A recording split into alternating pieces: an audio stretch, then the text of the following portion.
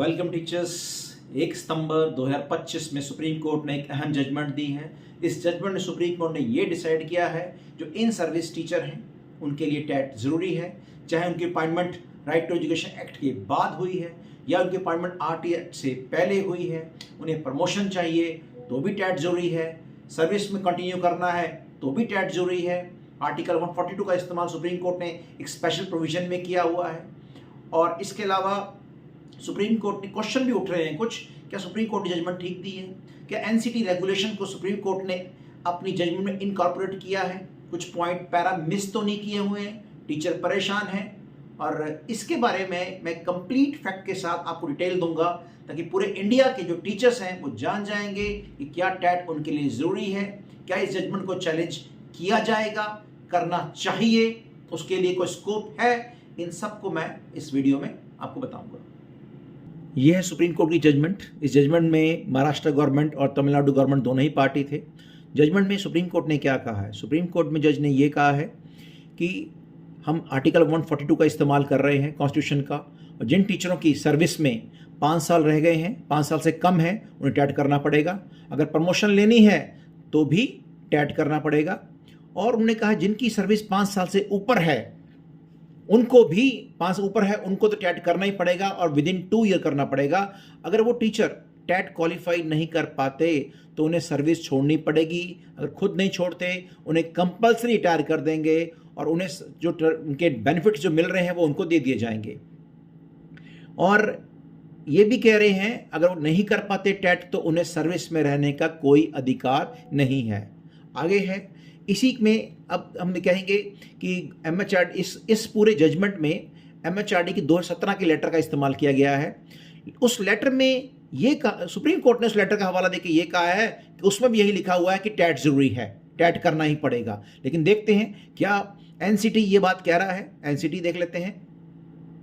NCT ये कह रहा है जिन टीचर्स को, ये लेटर 2017 में निकला था कि जिन टीचर्स को सर्विस में रहना है और उनकी मिनिमम क्वालिफिकेशन पूरी नहीं है जो एनसीटी प्रिस्क्राइब करती है तो उन्हें 31 मार्च 2019 में करना पड़ेगा। पुराना केस था। लेकिन जो पैरा 1 पैरा 2 रेगुलेशन में बात एनसीटी करती है, एनसीटी उसमें सिर्फ क्वालिफिकेशन की बात कर रही है, टैट की बात नहीं कर रही है। जिनकी अपॉइंटमेंट 29 जुलाई 2011 में से पहले उनकी ऐड निकली है उनके लिए टैट नहीं है। सुप्रीम कोर्ट ने, मुझे विश्वास है, इस रूल को मिस कोट किया है उन्होंने। अब उसको आगे चलते हैं, आगे देख लेते हैं। ये आपकी रेगुलेशन में है।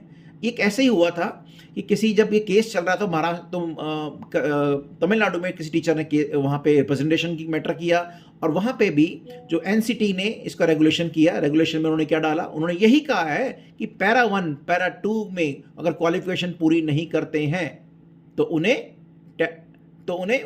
सर्विस से निकाल दिया जाएगा। लेकिन उसमें टैट का जिक्र कहीं नहीं है क्योंकि उनकी अपॉइंटमेंट 29 जुलाई 2011 से पहले उनकी ऐड निकली हुई है। और इन सब चीज़ों में ये एनसीटी रेगुलेशन है, इसमें भी साफ लिखा हुआ कहीं टैट का जिक्र नहीं है। और अगर हम इस सारी कड़ी को पढ़ते हैं कि कहाँ सुप्रीम कोर्ट ने कुछ एरर किया, ये एनसीटी रेगुलेशन में जाते हैं। अब आर्टिकल 42 का इस्तेमाल सुप्रीम कोर्ट ने किया है। आर्टिकल 42 ये कहता है जब कोई लॉ क्लियर नहीं है, उसमें कुछ गैप है, तो आर्टिकल 42 का इस्तेमाल किया जाता है उस गैप को क्लियर करने के लिए और कंक्लूजन देने के लिए। लेकिन यहाँ एनसीटी रेगुलेशन 23 अगस्त 2010 या 29 जुलाई 2011 उसमें साफ लिखा हुआ है teacher appointed before date of notification. इस नोटिफिकेशन से पहले की जो डेट में टीचर अपॉइंट हुए हैं उनकी अपॉइंटमेंट एनसीटी रेगुलेशन 2001 या 2002 के हिसाब से होगी और एज पर जो स्टेट्स के रिक्रूटमेंट रूल्स हैं उनके द्वारा होगी। अब इसमें कोई गैप तो नहीं है, साफ लिखा हुआ है। बस प्लस जो स्टेट्स के जो रिक्रूटमेंट रूल्स होते हैं वो आर्टिकल 309 कॉन्स्टिट्यूशन के हिसाब से होते हैं जो स्टेट्स को ये अलाउ करता है कि अपने रूल बनाए जाएं।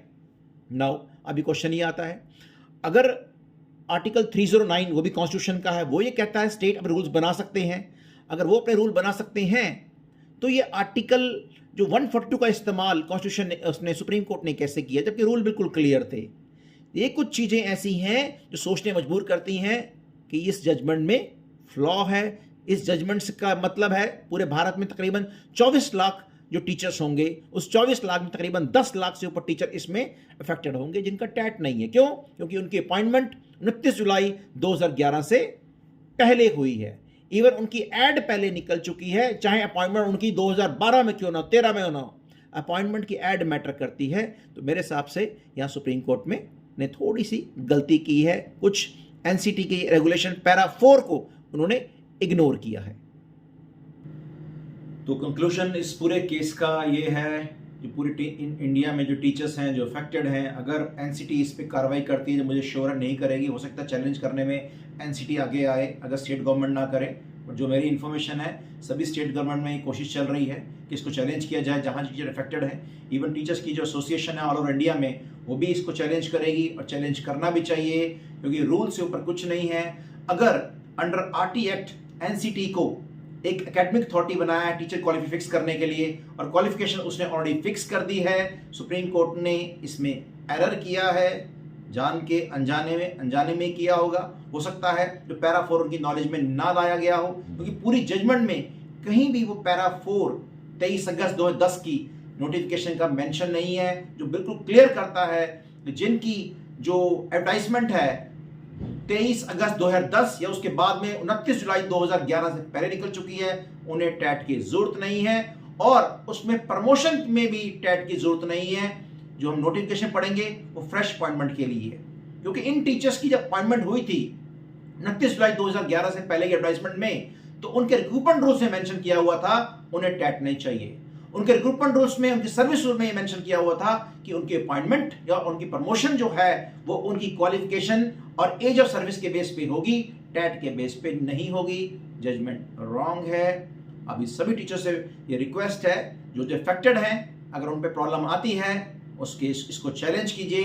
अगर कहीं भी मेरी जरूरत है, हेल्प, टेक्निकल हेल्प की जरूरत है, आप मुझे नीचे वीडियो पे मैसेज कर सकते हैं, उसका मैं रिप्लाई दूंगा। मैं आपके साथ हूं।